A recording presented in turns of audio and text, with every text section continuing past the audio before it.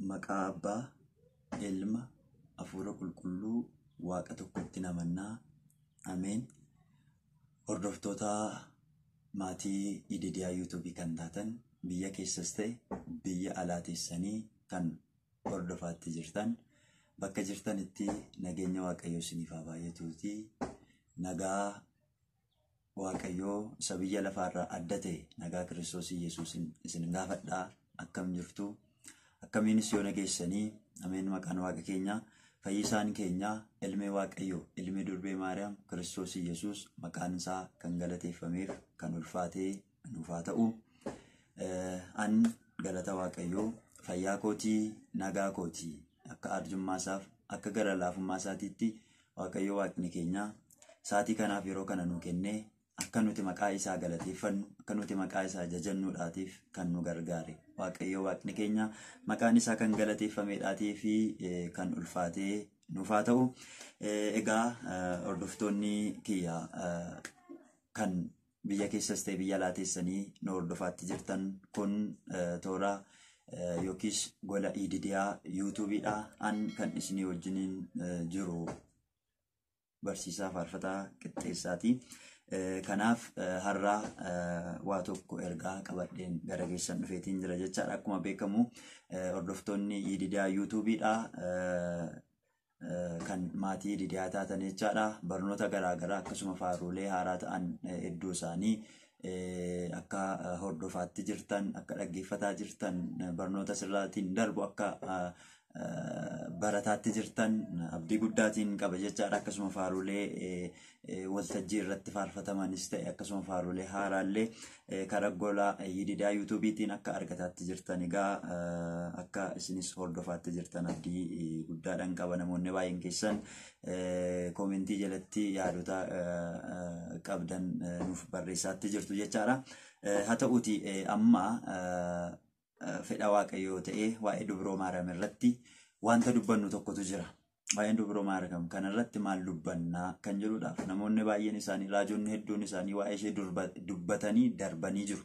Har'a garuu maal dubbannaa isa jedhu waa tokko jira.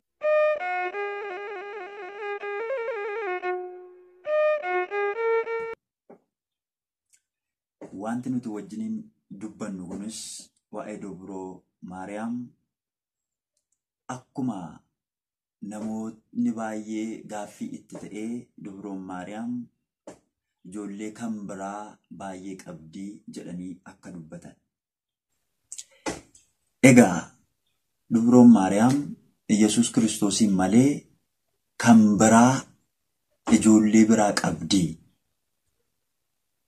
barnoota jedhuudhaan yeroo dhiyootti eeyyama Waaqayyoo ta'e deebineetu wal agarra. Kanaaf isin hordoftoonni Ididiyaa YouTubii kan taatan, biyya keessas ta'e biyya alaa teessanii kan hordofaatti jirtan, sagalee kana dhagaatti kan jirtan, akka yaada keessaniif akka hubannaa keessanitti maal jettu? Dubroon Maariyaam Kiristoos Yesuusiin malee ijoollee kan biraa qabdii gaaffii jedhuuf deebii maalii laattu? Koomentii jalatti yaada keessan asuma jalatti akka nuu kennitan kabajaanan isin gaafadha. Kanaaf egaa eeyyama Waaqayyoo yoo ta'e yeroo gabaabaa gidduutti barnoota kanaan walitti deebina. An akka mataa kootiitti yookiis akka gaaffii an isin gaafataa jiru kan adda baafadha. Wanti an jedhaatti jiru maal akka ta'e hubadha. Namoonni baay'ee yeroo tokko tokko kan jarjaran jiru. Wanta tokko erga dhagaanii utuu hin hubatiin deebii kennuudhaaf kan ariifatan baay'ee jiru. Kanaaf kabajamtoota hordoftoota Ididiyaa YouTubii kan taatan wanti an jedhaatti jiru kun maal akka inni ta'e adda baafadha. An kanan jedhaa dubroo Maariyaam Yesuus Kiristoosiin malee ijoollee kan biraa qabdii gaaffii jedhuuf isin deebii maalii laattu? Yaada keessan koomentii jalatti akkanaaf barreessitan. An garuu dubroon Maariyaam Yesuus Kiristoosiin malee eeyyeen ijoollee baay'ee qabdii kan jedhudha. Irra deebi'een jira. Dubroon Maariyaam Yesuus Kiristoosiin malee ijoollee baay'ee qabdi. Akkamittiin eenyuuf haadhaa eessa jiru isa jedhuuf deebii isaa barnoota koo keessatti wajjiniin ilaalla. Kanaaf haga sanatti adaraa keessan akka hin ariifanne barnooti waa'ee Dubroon Maariyaam ijoollee kan biraa qabdi kan jedhu kanarratti kutaa yoo xiqqaate 3 barnoota kutaa 3tiin kan goolabnu jechaadha. Kutaa 3tiin goolamna. Isinis akka hin nuffinetti dhaggeeffachuudhaaf akka isin hin nuffisiisnetti jechaadha. Kanaaf kutaa 1, 2, 3 kutaa kana of keessaa kan inni qabu. Kutaa 3 kana keessatti egaa ijoo mata duree keenya kanaadha. Deebii isaa ni arganna jechaadha. Isin yaada qabdan naa barreessaa. Saatii kanaa ka'ee yaada keessan asumarraan ilaala. Namoonni hagam akka hordofaatti jirtan waa'ee gaaffii kanaatiif namoota hagam gaaffii kan isinitti ta'u hagam akka jiru asirraatiin anis haga ta'e hubachuun barbaada jechaadha. Kanaaf isin maal jettu an akka kootiitti gaa eeyyeen ijoollee baay'ee qabdii kan jedhudha. Barnoota isa kan kootiitiin deebinee walitti dhufna. Isin haga sanatti hiriyoota keessaniif sheer gochuudhaatiin hiriyoota keessan kan biraadhaan bira ga'atii namoonni gidduu kanatti jechaadha. Namoonni hedduun isaanii subscribe taasisuudhaan gara maatii Yididiyaa YouTube'itti akka isaan dabalaman gola Yididiyaa YouTube'itti dabalamuudhaatiin barnoota asirraatiin darbu kana namni kamillee dhaggeeffachuu qaba, hubachuu qaba jechaadha. Kanaaf adaraa keessan kun barnootni kun jechaadha. Amantoota hordoftoota Ortodoksii Tawaahidoo kan ta'an qofaadhaaf otoo hin taane nama kan ta'e kamiyyuu dhaggeeffachuu ni danda'a. Kanaaf nama kamiifiyyuu akka isaan gara maatii kanaatti dabalamanii waa'ee kana akka isaan dhaggeeffatan jecha kana jecha namni kamiyyuu dhaggeeffachuu ni danda'a.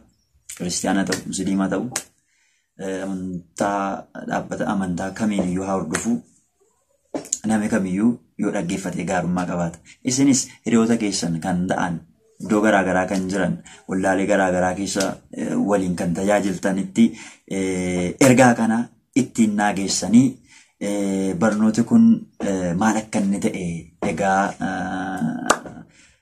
gaaffii akkasinitti ta'u barsiisaan qixxeessaan yaada akkamii fidee barnoota akkamii fidaatti jira maal dubbachuudhaaf jedha jettanii egaa akkasiin sammuu keessan keessatti yaaddan nan beeka irra deebi'eetan jira. Dubroon Maariyaam ijoollee Iyyasuus Kiristoosiin ala ijoollee kan biraa baay'ee qabdi.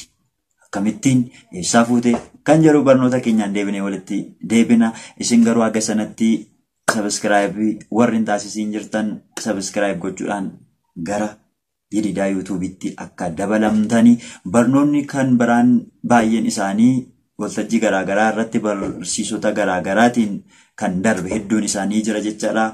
Yididiyaa YouTube jettanii search akka gootaniitiin keessa seenuudhaatiin barnoota akkasuma faarulee garaagaraa kan isin darbe gara booddeetti deebitanii dhaggeeffachuu barachuu ni dandeessu. Egaa Waaqayyo Waaqni keenya fayyaa nuu kennee nagaa nuu kennee biyya keenyaaf nagaa jaalala nuu kennuudhaan nus akka arjummaa isaaf gara laafummaa isaatti nu eegee nu tiksee nama borii nu haa taasisu.